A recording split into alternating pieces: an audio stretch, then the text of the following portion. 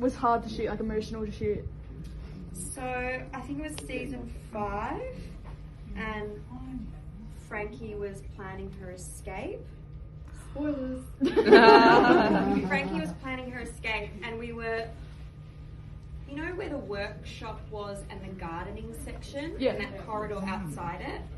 And I was with Boomer, with Katrina. Oh, yeah. And I said, I've got to go and I've got to go now, or something like that. Yeah. Shit me. Katrina Milosevic just brings it every time. And she looks at you in this way that just innately breaks your heart.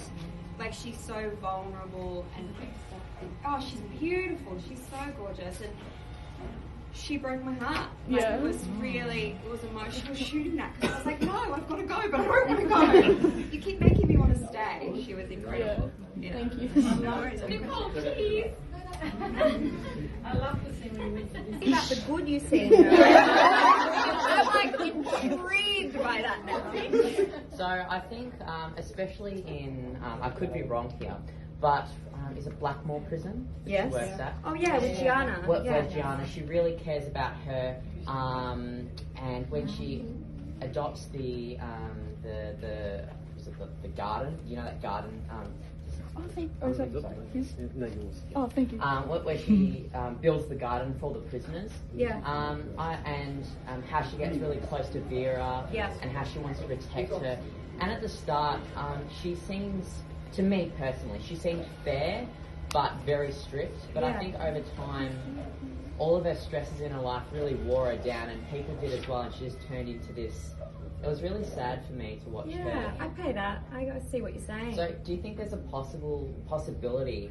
I would love to see her turn back into try and make amends with. I think there'd be a big revenge saga with season 8 and 9. Yeah. But do you think there would ever be a possibility of Ferguson returning to that? Yeah, returning to that. I guess like Frankie did, do a bit of a flip over with. I think that would be amazing to watch. I would love to watch that, because the whole premise of Wentworth is you are thrust into these situations where you have to do bad things. So, you know, but essentially you're good at your core. So it would be amazing to see. I'd love that. What about you guys? What do you want to see in the upcoming season? Frankie. Like I said, let's call the producers, we'll have a little chat. Yeah. But what are you guys excited about seeing? Ali. Yes. Yeah, nice. I'm intrigued to see how Ali's going to take, or if it ever gets back to the prison, on that's cool. how she takes approaching that, because I feel like the whole premise of season 4 was the whole vengeance for B type storyline, so it kind of feels like that is redundant now, so it's like kind of like what's going to happen to see how that plays out, or whether she will make her way to the prison, and how Mari's going to be with the whole isolation situation. So interesting. I'm sure there'll be twists and turns. Oh They really do. They're very good at that. Yeah. So we're into a writer's room, and I just said, do you know what Michael did? He came up with this kite, and it means freedom. We need to work it in. And then it became the huge symbol that you saw on the show. So, yeah, pretty cool. It's a nice collaborative effort. Yes. I was somewhere else. And then I finished the class, I got in my car, I called my agent, she said, you got the gig on All Saints. And like, it was a big deal, it was a regular gig for, 6 months or whatever. And I was so fresh out of drama school. I hung up the phone from her and I was in my car. I just had to make sure no students were around, and I was just like, oh my God! Like pounding on the wheel and stuff. I was so excited. It was pretty cool. I bet. There's an often used cliche, I suppose, amongst actors, that the best part of every job is getting the job. How was it to suddenly find yourself on a busy, active TV set? I had no idea what I was doing. I had no idea. I kind of threw myself into the medical side of it. I really wanted to make sure I got that right. But, you can go to drama school, but until you're on set, actually doing it and making the mistakes and learning from them and being guided by way more experienced actors than you and wonderful directors. Until you have that, I think that kind of shaped it. So I just kind of muddled my way through and hoped that no one noticed and that they would give me a job afterwards. I was talking last year in a similar situation to a British actor who works on a show called Holby City and Casualty, similar to All Saints, the British version.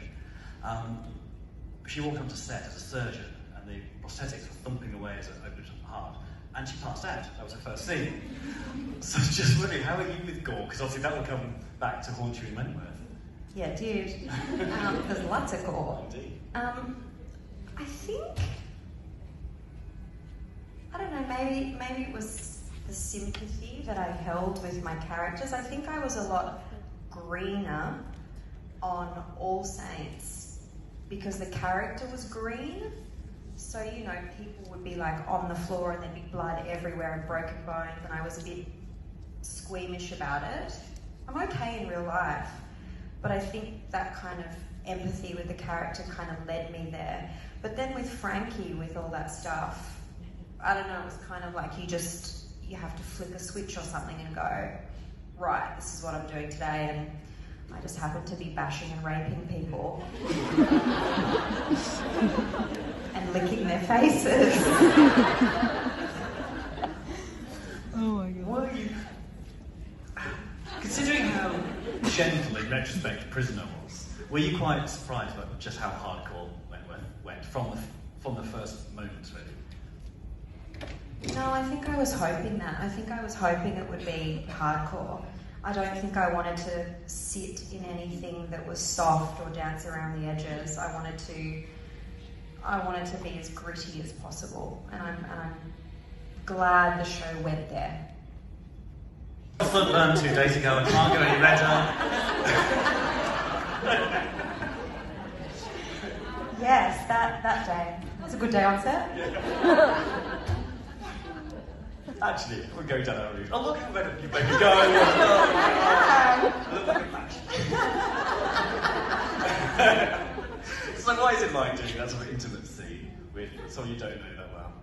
Oh, it was great, and Ra was great. You're in good hands, it's alright. No, Ra was wonderful, and to be honest, it didn't feel that hard. It was a really safe environment. I felt really supported, and Ra and I, you guys know Ra Chapman, right? So we kind of both just had a little bit of secret squirrels. We were just like, okay, so I'm really worried about my boob being on screen. So when I turn around to talk to B, would you mind grabbing me? And she was like, not a problem. Would you mind just grabbing me right here? Because I'm a bit self-conscious about that part. And I was like, babe, I've got you. So it was actually one of the most supportive sex scenes I've ever done. Because we were completely in it together, and we were just like, well, let's make each other as comfortable as possible and kind of, you know, enjoy it for what it is. I've got to say, we've gone from naught to boobs in 15 minutes of being on stage. I think today's going to go well. Brilliant. I think it's going to be very chilled, very chilled. So just about some of the other work you've done. Everything about it. So I started doing push-ups every day, and I went to the audition dressed as Frankie. I had really long hair at the time, and so I wanted her to have a mane of hair, so I like slicked it back at the sides, and it was like a lion, you know, it was like all the way back. I covered myself in tattoos. I got neck tattoos and put them on, and I rocked up and did my thing, and thankfully they liked it. Were you tempted to, you said you weren't familiar with the original, with Prisoner, but once you knew you were after all Frankie, did you go on YouTube and have a look at Carol Burns? I did. No, Yeah, I actually went and watched the first episode of Prisoner, just to see where the show had come from. And then once we got into the pre-production stage of it, they were adamant, you know, the producers and the directors were just like, we don't want you to watch the original, we want you to make this your own, and we want you to really take it and run with it. So that's what we did. Watching those early episodes, you must have been thinking, right, I've got to do that laugh. Yeah. Very, very, very different interpretations. Yeah, completely different. But I think that was the joy of it. Like even now, like when I was, even now when I meet people who aren't familiar with Wentworth, they usually are very familiar with Prisoner. You know, it's a iconic show. And when I tell them that I play Frankie Doyle, they laugh every time. They're like, no, you don't. I'm like, I do. She's just really different. Yeah. Jen, why Frankie? Well, I think I've monopolised your time for long enough. I think it's time to roam out into the audience. I've got the mic. No, I knew that they were fake at that point, and so I would go into restaurants or cafes and people would be like, oh yeah, hey, you know? And I'd be like, I could do with a bit of this respect in my life. This is good. So when it came time to scrub them all off at the end of the first season, I was pretty shattered. I was just a bit like, oh, I feel a bit naked now. I might have to go get some tattoos. Yeah. I totally get that kind of bodily ownership and expression that comes with stamping your body in a way that you want it to be stamped. It's art. It's an artwork, and I have the utmost respect for it. So I really kind of got into that. I really like that aspect of it. And all the stunts. I loved all the fighting. I should start boxing or something in my real life, I swear. And my other favourite bit was the cast and the friendships that have prevailed from that and working that closely with each other.